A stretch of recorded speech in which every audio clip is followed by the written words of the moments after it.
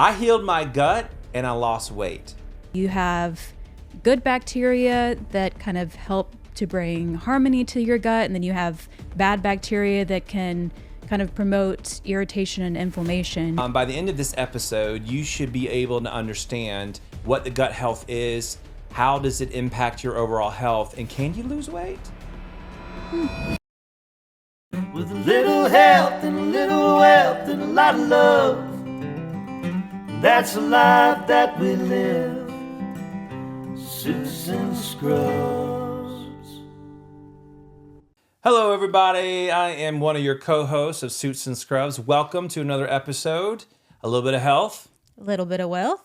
And a lot of love. All right, in today's episode, I healed my gut and I lost weight. Imagine that. Yeah. So we are going to talk about the microbiome, gut health, and all things gut health. So with that said, by the end of this episode, you should be able to understand what the gut health is, how does it impact your overall health, and can you lose weight? Maybe you can, maybe you can't. Maybe we'll understand a little bit later. Stay tuned. So let me introduce my lovely wife, this Emily MD. She is double board certified in internal medicine and obesity medicine. She's also looking to pursue other interests such as functional medicine as well as aesthetics. She's an avid Christmas enthusiast. We still have our Christmas decorations up. Yes, it's the end of January. Sue us. No, I'm just kidding. We don't judge me, please. We don't want to give it up. So without that further ado, I'm going to turn it over to Em. Well, thank you for that lovely and festive introduction. Ho, ho, ho. Ho, ho, ho. Please don't judge me for still having my Christmas decorations up. I think today is the last day of January, so I think it's time. It's time to take them down, unfortunately. I don't think so. Start listening to Christmas music in November, so I'm one of those people. I would like to just give a little shout out to my co-host. For those that might not know him yet, you should. He is our finance guy, our wealth half of this podcast. He has an impressive resume. He is a real estate investor.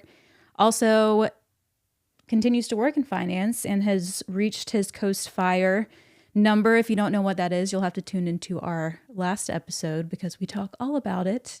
And fun fact about him, he is a cat guy, which I found out soon into our relationship. It's a surprising thing to see a 6'5", 6'6", very large gentleman with multiple cats. Well, there goes my man card there. And I don't say I'm a cat dad. I'm a cat daddy. There you go. Shout out to the cat daddies that are listening to this. I know Russ is, at least, one of my friends. Hi, Russ. So without further ado, I guess we should get to the meat of the episode. So I will turn it back over to the MC. Let's learn a little bit more about the gut microbiome. Yeah, absolutely. So we actually have 2 segments planned. So this is the first time we're doing segments. So it's probably a little clunky, but bear with us. So the first segment is Bumfuzzle Battle.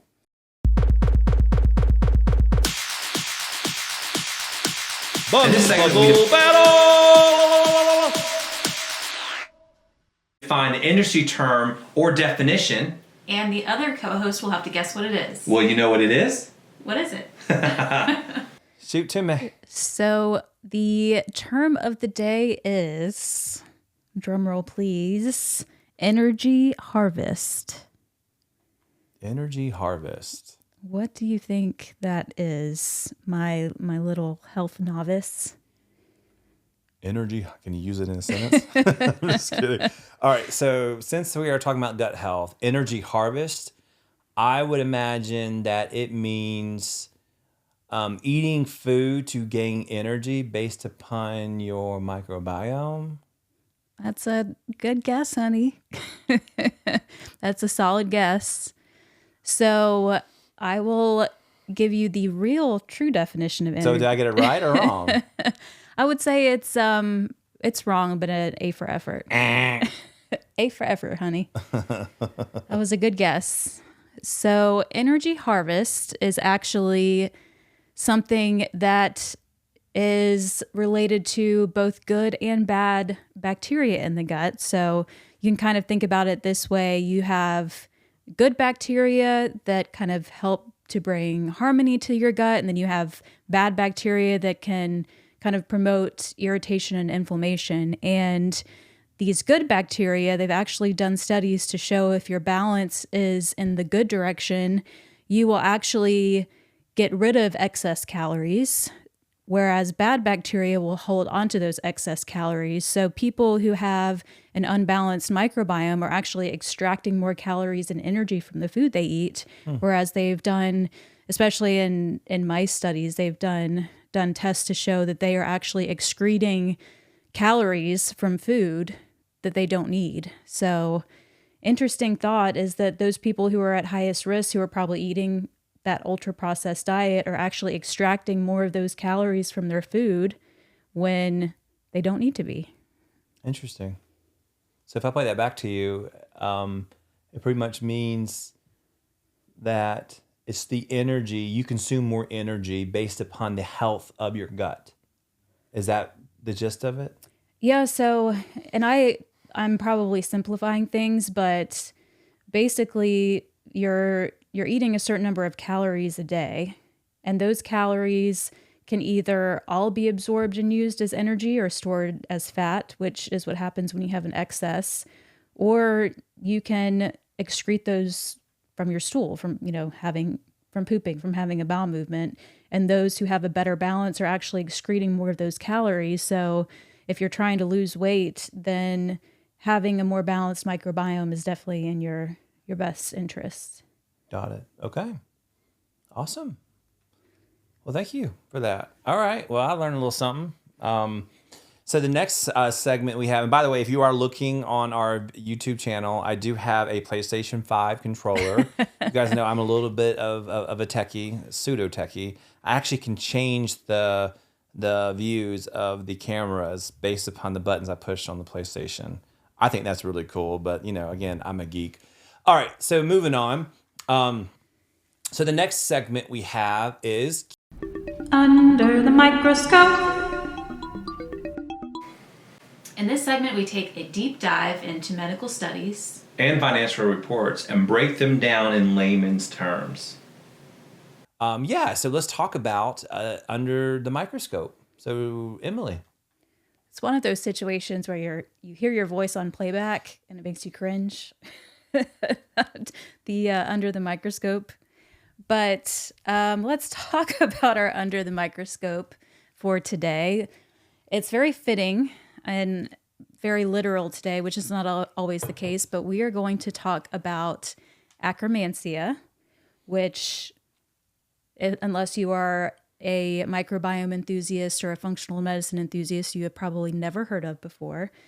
So Akkermansia muciniphila is a type of bacteria that was isolated in our gut several years ago in the early 2000s and thought to be one of those friendly bacteria that actually helps us with our system processes. And it's coming out in a lot of studies now to show a lot of benefits that are kind of outside of the normal benefits that you would think of as gut microbiome benefits. And so some of those that we've seen really kind of surround the metabolic health and obesity side of things. So if you have higher levels of acromantia on stool studies, so if you give I know it's not always comfortable, but if you give a stool study, if you poop in a cup and send it off for testing, if you have higher... what you do for science. I know it's gross, but it's helpful. But if you have higher levels of acromantia, it's actually tied to a lot of benefits like improved metabolic health, decreased obesity, decreased waist circumference, insulin resistance is lower in those who have higher acromantia levels. I was actually, I love Mark Hyman and love listening to his podcasts, and he did a whole podcast on the gut microbiome. So if you haven't listened to that and you find this stuff really interesting like I do, I would recommend tuning in and listening to that. But he had a guest on there who specifically spoke to the fact that it improved how his mother responded to cancer treatment. So before, she had an unbalanced gut microbiome, and then she started taking Akkermansia probiotic supplements, and then also changed her diet.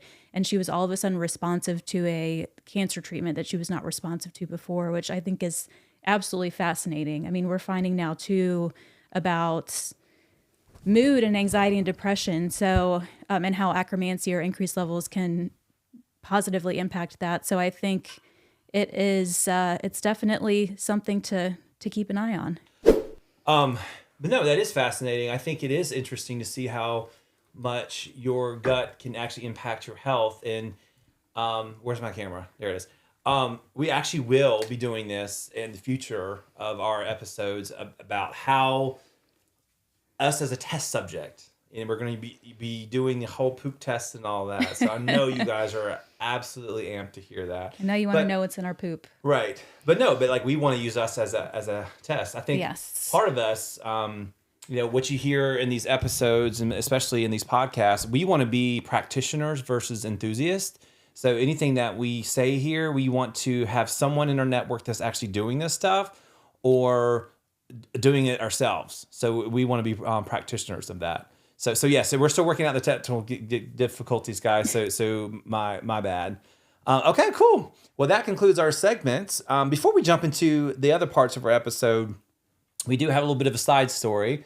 So if you listen to episode 1 and 2, if you have not, you should, because it's great. I'm just kidding. Tune in. Right, tune in. And then, so you guys may know this or may not know this. Like, we are doing IVF, and we talked about where we are in the process. So, Emily, do you want to tell the people where we are right now, based upon where we were last week? So we are in the post-hormone stage, which honestly is a good place to be. We talked about, I think, a little bit last week about how hard that was on both me and Zach. It was a roller coaster. More on her. I'm gonna get hate now. It was a roller coaster, that's for sure.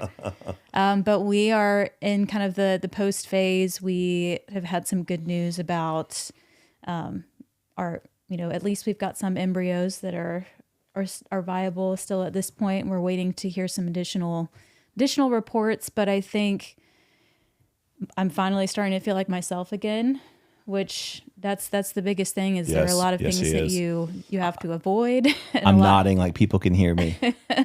And there are a lot of, I feel like, physical and emotional changes that happen when you're going on and off hormones like that. So I feel like we're on the other side, which is good. Yeah, absolutely. And so I know last time just to summarize this stuff, and this is like, if you guys are interested, we can go, deeper dive into this, especially from a medical perspective.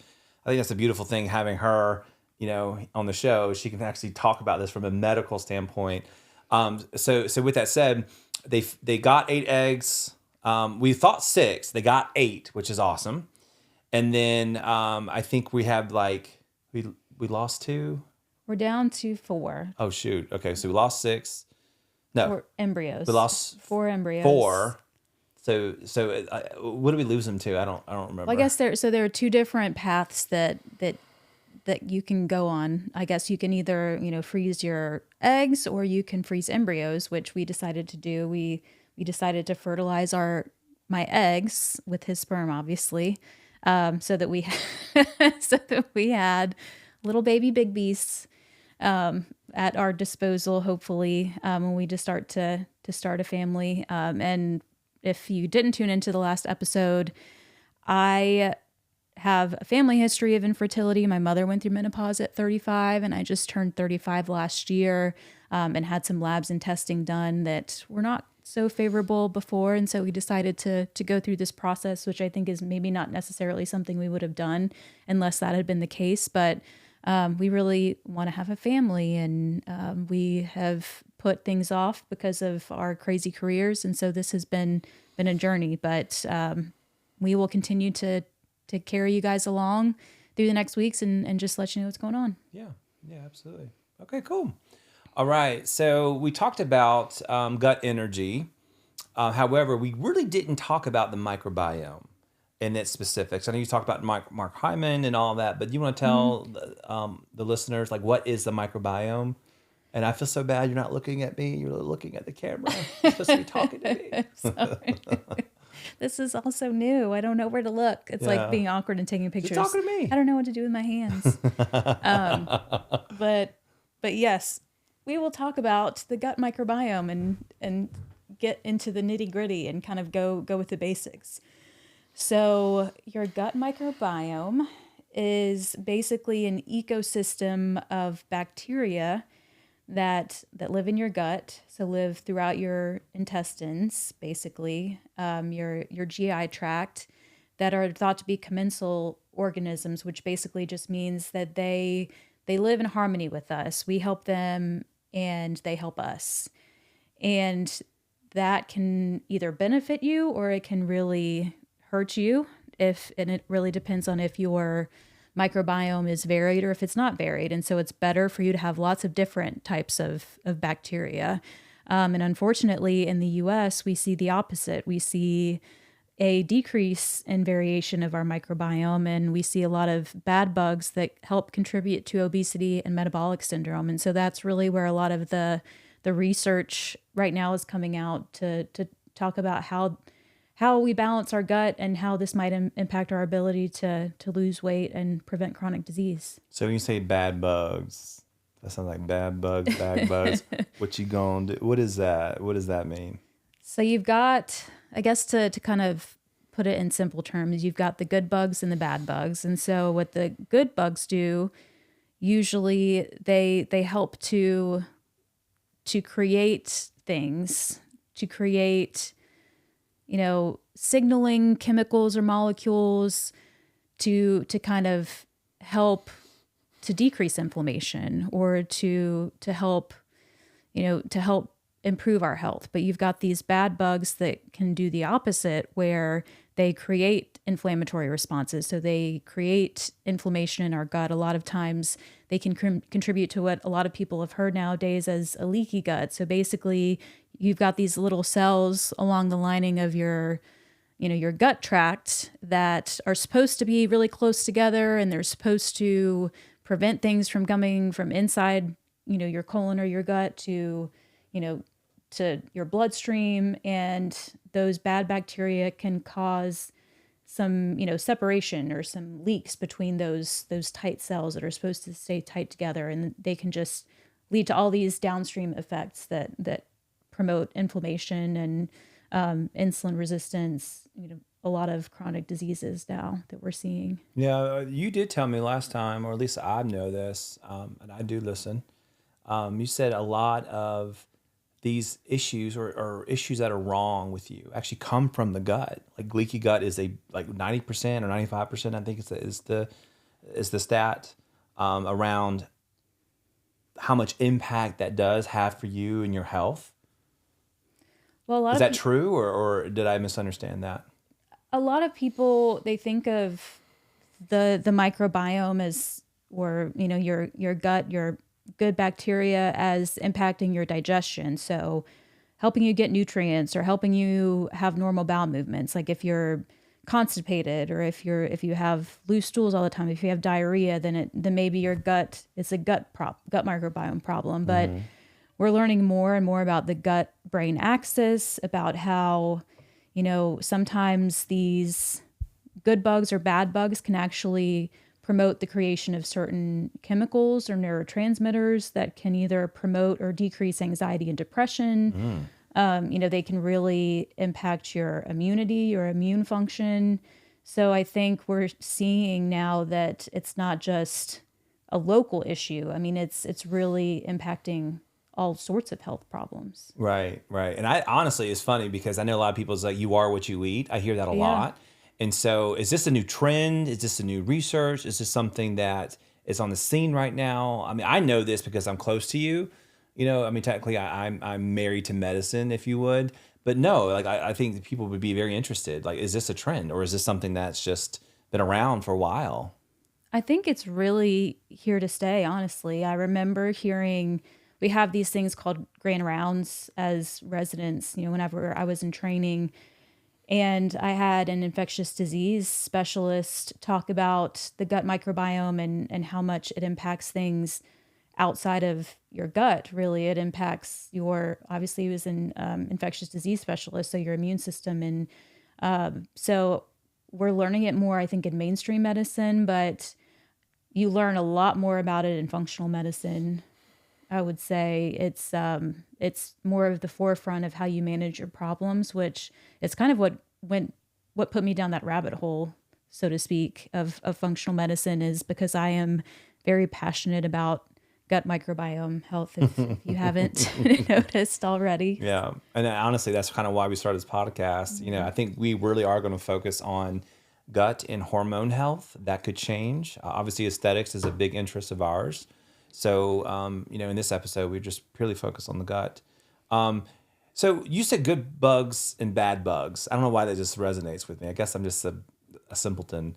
But when it relates to good bugs, like how do you know if you're out of balance or not? Like how do you know, if your microbiome or your gut health is out of balance? Sometimes it's just a lot of non-specific symptoms. It could be more GI related, whether it's a lot of abdominal bloating or you're chronically constipated or you have a lot of loose stools, and there can be a lot of other things that contribute to that. Small intestinal bacterial overgrowth is kind of a newer thing, at least newer mainstream, that people are learning a lot about, just an imbalance of bacteria in certain parts of your gut. But I mean, they're discussing OCD type symptoms and anxiety and depression. And obviously that just having such a difficult time losing weight, feeling like you're doing everything that you possibly can, eating all the right things, exercising all the time. And maybe you just need a little bit of a reset. Because I know we were both kind of in that place, and as we talked about earlier in this episode, we kind of use ourselves as guinea pigs, and we're really trying to adjust, how we look at our gut microbiome and feed our gut microbiome, and how much better it makes you feel in general. So I think that was kind of a long answer to your question. Yeah. So more specifically though, like how do you actually measure that? Like can I do a test? Can I do, is it like I don't know. I still don't know. It's not something that we typically really do in mainstream traditional medicine, I would say. It was frustrating to me because I did work in a traditional primary care practice, and I had a lot of patients that wanted to come in and wanted to have some sort of testing, and we just didn't have the capabilities, or we didn't have the testing through our system. But you'll see that a lot of functional medicine specialists will actually do stool studies, and they can see which types of bacteria are growing heavily in your stool. They can do more in-depth analysis of kind of your balance. And Gotcha. So I think it can definitely be helpful. So if I summarize that back, if you are listening, I think I'm tracking here. The only way you really test this is through stool testing. Mm-hmm. That's the only way. Would you recommend people actually doing that if they are interested? Now, before you answer that question, sorry, I got excited because there's something that you said I want to go back to. I'm hearing the health. I'm hearing weight loss potential, but also mental health. Yeah. That is actually really interesting. Like, can your food and your microbiome really dictate the quality of your mental health? I think it's a powerful statement. And if you truly think about it, I mean, how many times have we, at least in our experience, I know going through residency or high stress periods of time with work where we're just eating for comfort, where we're eating out of stress, and we're, drinking alcohol or eating more ultra processed foods. We are not managing our stress well. And how much worse do we feel when that's the case versus when we're eating really nutritious, lots of whole foods, avoiding alcohol, avoiding those things that can disrupt your gut? How much better does that make you feel from an anxiety or a depression standpoint? How much clearer do you feel? Yeah, no, I agree. I just thought it was interesting. So as far as the imbalance, a lot of people may be confusing like trendy supplements with eating well. The good news is, not to steal your thunder, if you guys are listening right now, if you want to reset your microbiome, Emily has put a lot of effort into this podcast, Suits and Scrubs podcast.com. There are some free resources. We're not charging for any of this. We actually want to give information over, to people like who are listening for free. Yeah, for free. Yeah, for free. And and honestly, how you can reset all of this to, and honestly, we're on the plan now. We're on the plan right now. We're 3 weeks in, and I've never felt better. Like my skin is clearer. Of course, we're not drinking. We're doing a little bit of a dry, even though we had kombucha beer. If you guys saw that, so we were like healing ourselves and then not healing ourselves. I don't know. It's all about balance, right? It's all about balance. So go there and check us out. For free. I mean, why not? So tell us about supplements and things of that nature that people can take, or are you more of the natural sense? Just give people their options.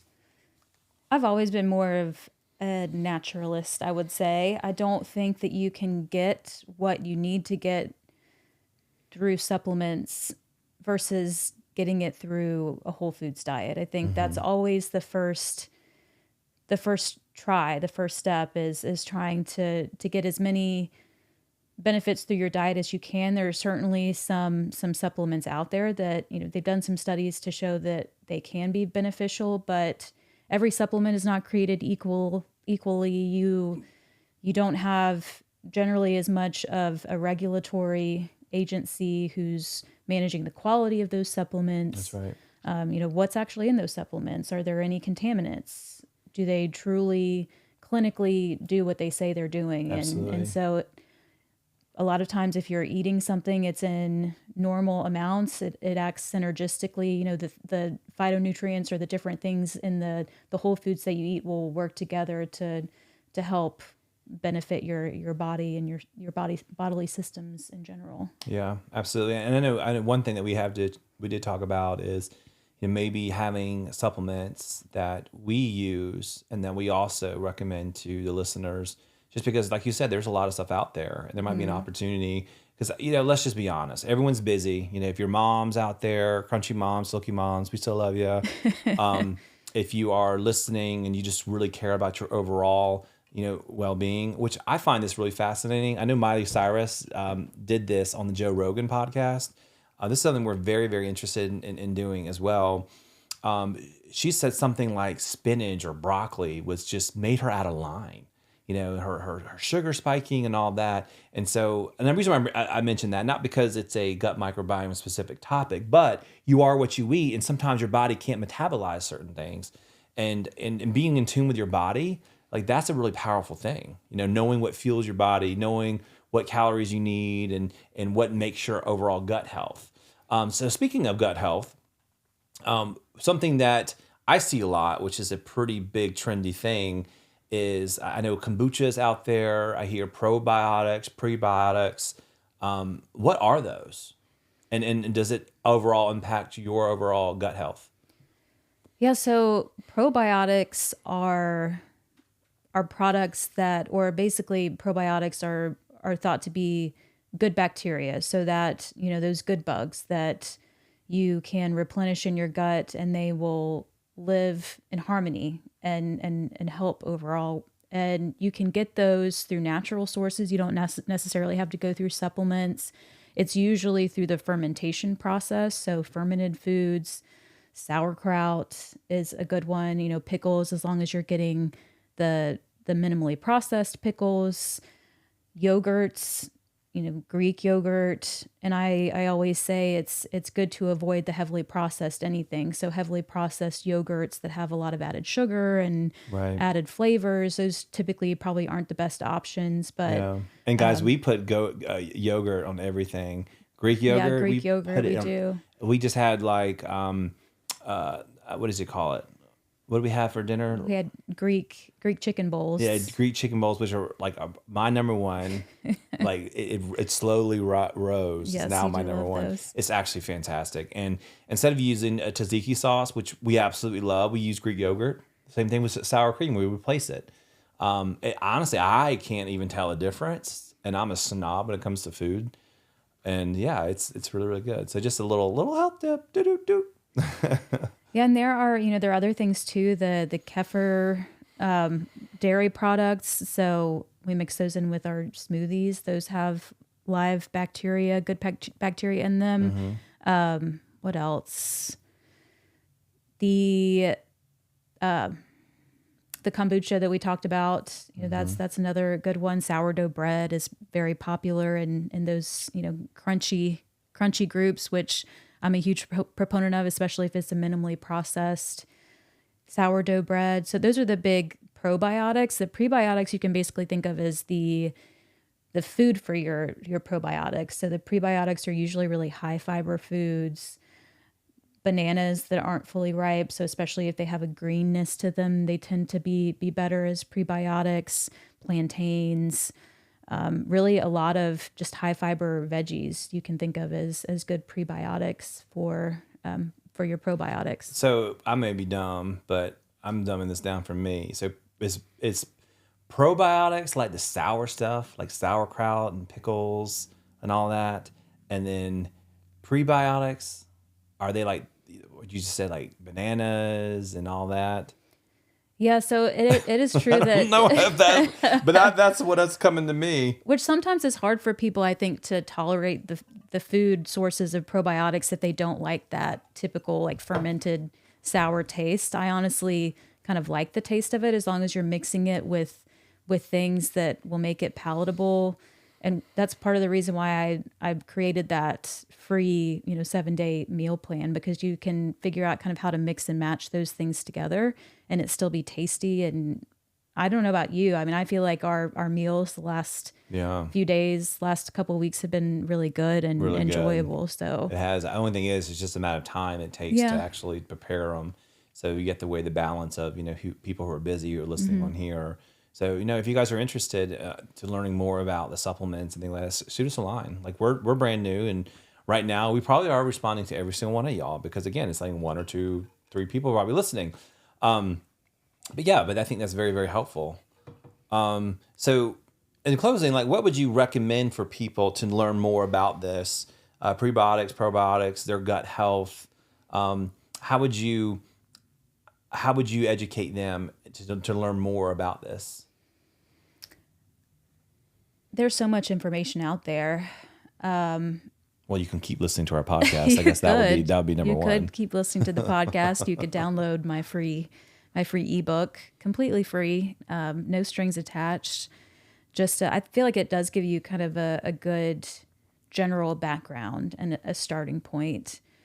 As I mentioned, Mark Hyman podcast. I think there are a lot of great functional medicine specialists out there that are really diving into the gut microbiome and giving some great information. I always find his podcast very entertaining.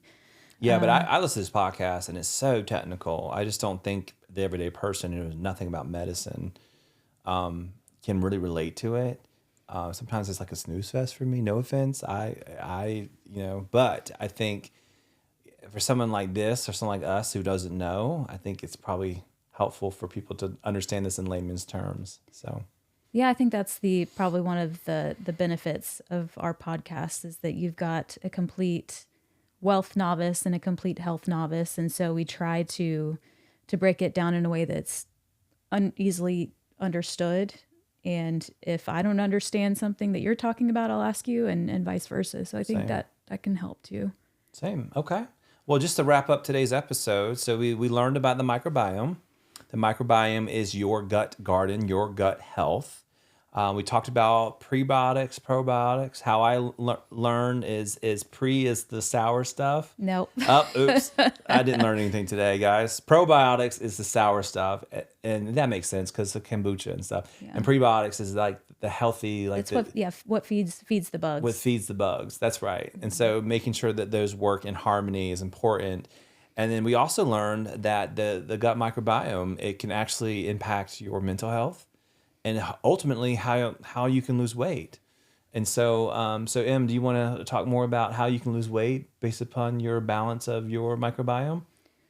So we are planning on doing a little bit of self-guided research on kind of seeing the trends in our insulin resistance or blood glucose. We're going to do use some CGMs, which are continuous glucose monitors, to kind of track, what our blood sugar looks like before and after. We're going to try Akkermansia supplements just to see. And guys, when we say self-guided research, we're doing self-guided research with someone who is an MD and who has multiple specialties. So please don't do this at your own risk.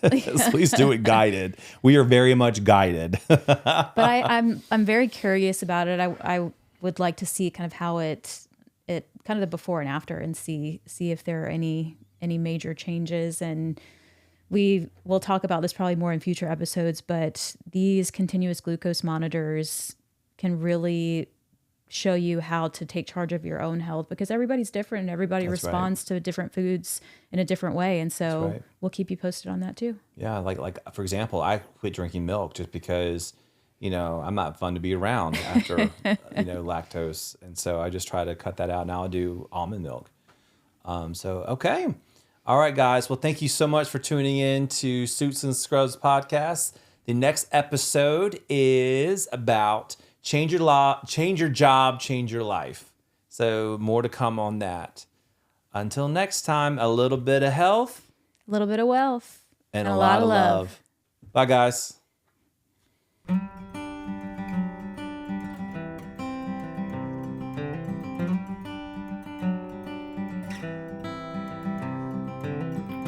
He's on the hustle, she's on the grind. There's no time to kill. For saving lives and new deadlines, and there's some holes to fill. With a little health and a little wealth and a lot of love. That's a life that we live. Suits and Scrubs.